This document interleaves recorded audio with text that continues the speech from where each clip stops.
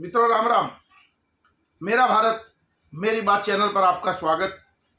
और आज के इस अंक में हम बात करेंगे राहुल गांधी द्वारा दिए गए एक बयान कि उन्होंने अपनी पार्टी को आगे बढ़ाने के लिए बहुत ताकत लगा रखी है और कहा है कि कांग्रेस पार्टी में घोड़े हैं। कौन से घोड़े हैं? कुछ रेस वाले घोड़े हैं और कुछ बारात में जो घोड़े लगते हैं वो हैं, और उसमें से उन्होंने कहा कि कुछ लंगड़े घोड़े भी हैं। अभी मध्य प्रदेश में राहुल गांधी अपने कार्यकर्ताओं को बताते हुए बता रहे थे कि बारात वाले घोड़े रेस में फिट है और रेस वाले बारात में, और कुछ लंगड़े घोड़े हैं जो चल रहे हैं, उनको अब आराम देने का समय है। अच्छी बात है जो राहुल गांधी कह रहे हैं, लेकिन मुझे लगता है कि राहुल गांधी को अभी भी पूरी तरह समझ नहीं है। जैसे मैंने आज का थंबनेल बताया कि घोड़े तो जैसे भी हैं वो काम कर रहे हैं, लेकिन उनके ऊपर जब गधों का राज हो जाएगा घोड़ों के ऊपर, तो वो भी क्या करेंगे। अब आप खुद समझिए। इससे पहले राहुल गांधी गुजरात में जब गए पीछे 1 महीना पहले, तो वहां पर भी उन्होंने एक बयान दिया था। क्या कहा था? जब उनके कार्यकर्ता बैठे थे तो उन्होंने कहा था कि हमारी पार्टी में, कांग्रेस पार्टी में जो यहां बैठे हैं गुजरात के अंदर हमारे कार्यकर्ता या पदाधिकारी, इसमें से आधे से ज्यादा बीजेपी के साथ मिले हुए हैं, वो गद्दार हैं। जैसे ही उन्होंने ये कहा तो वहां उनके जो कार्यकर्ता हैं वो ताली पीटने लगे। राहुल गांधी अपने कार्यकर्ताओं को गद्दार बता रहा है और स्लीपर सेल बता रहा है भाजपा के, और वो सामने बैठे हुए कार्यकर्ता अपनी बेइज्जती पर ही ताली बजा रहे हैं। तो कल्पना कीजिए इस पार्टी का होगा क्या। होना तो ये चाहिए था, क्योंकि पिछले 35 वर्षों से लगभग कांग्रेस गुजरात में नहीं है, सत्ता में नहीं आई, लेकिन जो वो कार्यकर्ता हैं उसके बावजूद भी वो वहां पर भाजपा से लड़ रहे हैं। वो राहुल गांधी को सुनने आए हैं और अपना काम पे लगे हुए हैं। जो थोड़े बहुत, क्योंकि 15-16 ही विधायक उनके रह गए, जो वो लोग आए हैं उन्हीं में से आधों को वो व्यक्ति गद्दार बता रहा है। आपको ध्यान होगा कि पिछले 44 चुनाव राहुल गांधी के नेतृत्व में वो हार चुके हैं। कुछ 8-10 चुनाव जीते हैं जब उनके पास उपाध्यक्ष अध्यक्ष की जिम्मेवारी थी, और 3-3 लोकसभा का चुनाव वो हार चुके हैं।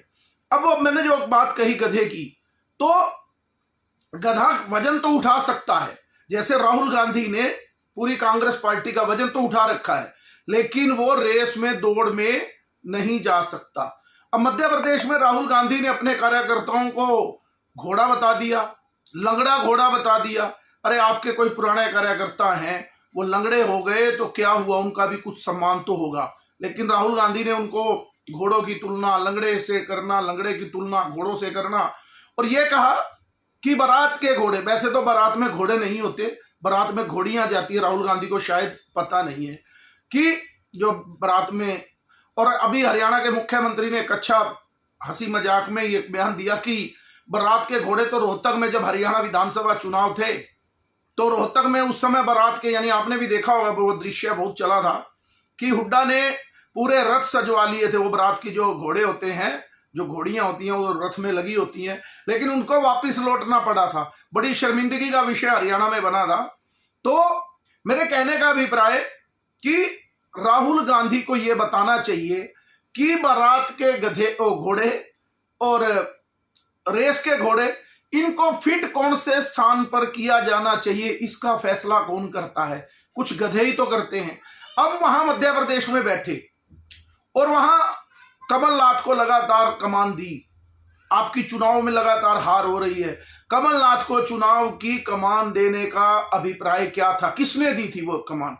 कोई वो बाहर से तो आया नहीं, ये राहुल गांधी और प्रियंका की ही पसंद थी कमलनाथ, जो ज्योतिरादित्य सिंधिया को उन्होंने साइड में किया।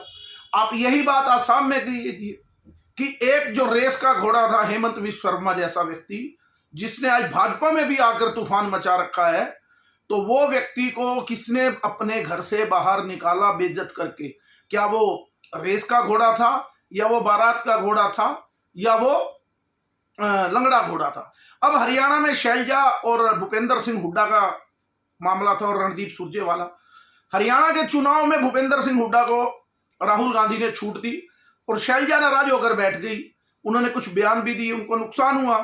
तो उनको किस रेस में लगाना या बारात में लगाना या लंगड़ा करना, यह काम तो राहुल गांधी का था या कोई और व्यक्ति कर रहा था इसके पीछे। यानी कि घोड़ों का सरताज अगर गधा हो जाए तो उससे बात नहीं बना करती। मुझे याद आती है बात चाणक्य की कि उन्होंने कहा था कि विदेशी जो महिला होगी उसकी संतान इस देश पे कभी राज करेगी तो वो नुकसान ही नुकसान करेगी। कांग्रेस पार्टी को भी एक विदेशी ने बनाया था और आज भी एक विदेशी महिला का जो जबकि यह मामला नहीं है, लेकिन जो बात सच्चाई है, मैं चाणक्य को कोट कर कह रहा हूं, उनकी संतान वो देश को तो क्या करेगी, लेकिन कांग्रेस पार्टी को, जो कांग्रेस पार्टी थी, उसको तो पूरी तरह से मिटाने पर यह व्यक्ति लगा है। अभी आप देखिए कांग्रेस के कुछ नेता जैसे शशि थरूर, अब वो रेस के घोड़े हैं, बारात के घोड़े हैं, लंगड़े घोड़े हैं, ये फैसला तो राहुल को करना है। लेकिन मेरे कहने का अभिप्राय, वो विदेश गए और उन्होंने वहां जाकर देश की बातें की। अगर इतने ये समझदार व्यक्ति होते, गधे जैसा बुद्धि ना होती इनकी कि माल ढोना है और इसके अलावा कुछ नहीं, तो ये उनको भुनाते अपने हक में कि हमारे नेताओं ने जाकर मोदी की इज्जत बचाई और देश का स्वाभिमान बचाया। लेकिन राहुल गांधी भी लगे और उनके जो पीछे जिनको राज्यसभा टिकटें चाहिए और जो गधों की सवारी पे ही प्रसन्न रहते हैं, उन्होंने पूरी तरह तूफान मचा दिया। अपशब्द शशि थरूर के बारे में बोलना और उनको पार्टी से निकालना, पता नहीं क्या क्या कहना शुरू कर दिया और अपनी पार्टी का फिर भट्ठा बिठा दिया। लोगों को एहसास हो गया कि कांग्रेस पार्टी को देश की बातों से कोई लेना देना नहीं। इतनी बड़ी जीत को, जिसके कह रहे ना, जिसके हरि अनंत हरि कथा अनंता, भाई हरि इतना की कथा अनंता है और ये युद्ध की भी कथा अनंत लग रही है कि इतने बड़े बड़े नुकसान, अभी चर्चा आपने सुनी भी होगी, हम भी अपनी वीडियो में करेंगे कि किस तरह से लगता है कि जो नूर खान एयरबेस था उसके ऊपर जो परमाणु है अमेरिका ने आगे लिया और कैसे वो ध्वस्त हुआ है, उसकी भी एक बड़ी कहानी है। एक एक करके खबरें बाहर आ रही हैं कि कितना भारी नुकसान पाकिस्तान को हुआ है। नुकसान पाकिस्तान को हुआ है, लेकिन यहां पर कांग्रेस में लोगों को ज्यादा सीने में दर्द होना शुरू हो गया है और खुद से एहसास करवा रहे हैं कि भारत ने सरेंडर कर दिया।